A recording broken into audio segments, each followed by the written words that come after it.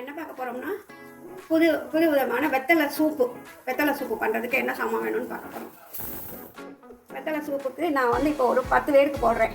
ஒரு 10 வெத்தலை எடுத்து வச்சுருக்கேன். இந்த அளவு இஞ்சி எடுத்து வச்சுருக்கேன்.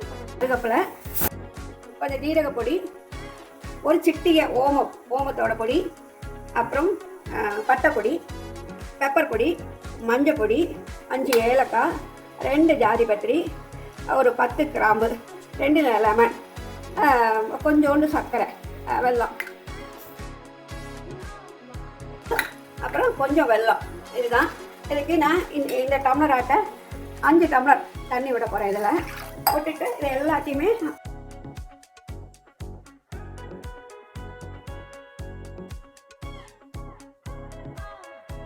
வெத்தலையை கட் பண்ணி இப்படி போட்டுடலாம். அப்படியே கட் பண்ணி சின்ன சின்ன பீஸாக கட் பண்ணி போட்டு கருவேப்பிலையும் போட்டுடலாம். அது மாதிரி இந்த இஞ்சியும் போட்டுடலாம். மஞ்சள் பொடி, பெப்பர் பொடி, ஜீரகப்பொடி, ஒரு சிட்டிகை ஓமத்தோட பொடி, அப்புறம் உப்பு, வெல்லம் போட்டாச்சு. இதை 3ஐயும் தட்டி, ஏலக்காய், கிராம்பு, ஜாதிபத்திரி மட்டும் தட்டி போடுவோம்.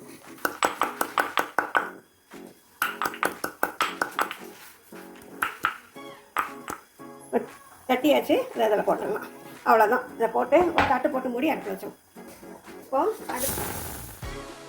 ஒரு தட்டு போட்டு நல்லா கொதிச்சு ஒரு 4 டம்ளரை வந்தப்புறம் வடிச்சுட்டு லெமன் கொஞ்சம். இப்போது நல்லா வெத்தலை சூப்பு கொதிச்சாச்சு. இதை கீழே இறக்கி ஒரு பாத்திரத்தில் மாற்றிட்டு பார்ப்போம். இப்போது வெத்தலை சூப்பு ஆயாச்சு. கரண்டி வச்சு நல்லா மசிச்சு விட்டுட்டு லெமனை பொழிவோம். 2 லெமன் எடுத்துருக்கேன். லெமன் பொழிஞ்சாச்சு.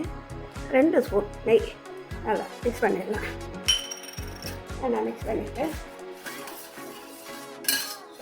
வச்சு வச்சுருவோம்.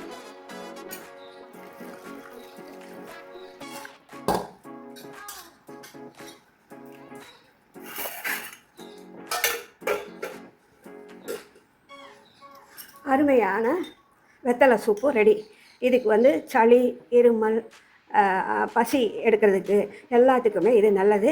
15 நாளைக்கு ஒரு தடவை இந்த வெத்தலை சூப்பு வச்சு குடித்தா உடம்புக்கு அவ்வளோ நல்லது. இது கஷாயம் கிடையாது, வெத்தலை சூப்பு. ரொம்ப அருமையாக டேஸ்ட்டாக இருக்கும். வெதுப்பாக இருக்கும்போதே சாப்பிட்ட அப்புறமும் குடிக்கலாம், சாப்பிட்றதுக்கு முன்னாடியும் குடிச்சிக்கலாம். அதான் விருப்பம். ரொம்ப அருமையாக இருக்கும். எல்லாம் ட்ரை பண்ணி பாருங்க. ஹெல்த்தியானது, ஆரோக்கியமானது. எல்லோரும் ட்ரை பண்ணுங்க. தேங்க்யூ.